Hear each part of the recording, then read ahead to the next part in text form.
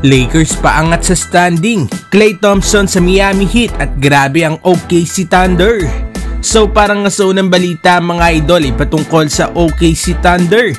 Grabe nga ang performance nitong OKC mga idol kontra nga sa Portland Trail Blazers kahapon.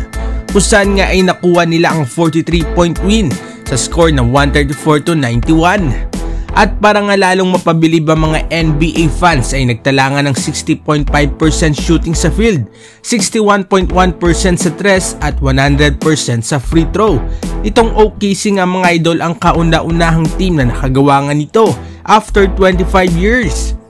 Pinapangunahan nga ang OKC ng kanilang solid duo na sina SGA at Chet Holmgren. Nagtala nga ito si SGA ng 28 points, 4 assists, 3 rebounds.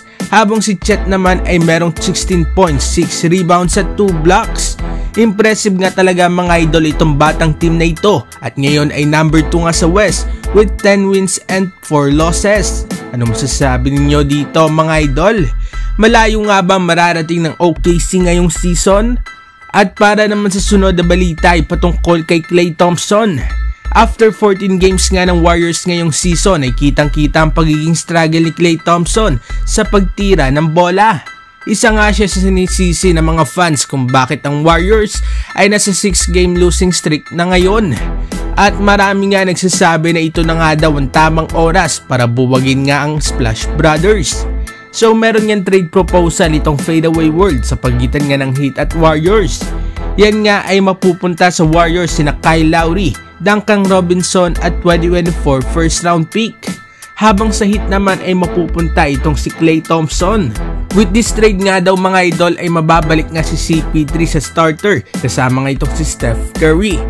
Habang magiging backup guard naman ng Warriors si Kyle Lowry. At magkakaroon nga rin daw sila ng isang shooter kay Duncan Robinson. Anong masasabi ninyo dito mga idol? Agree ba kayo dito na dapat nang i-trade si Klay Thompson? At para naman sa uling balita ay patungkol sa Los Angeles Lakers.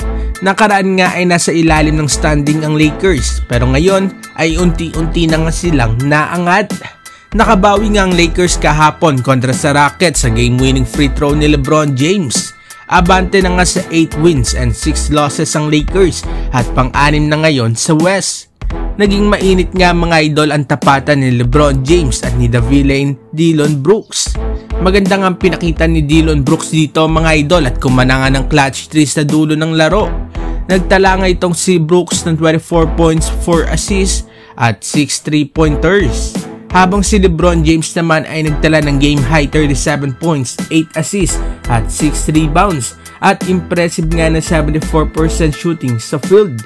Ano masasabi ninyo dito mga idol?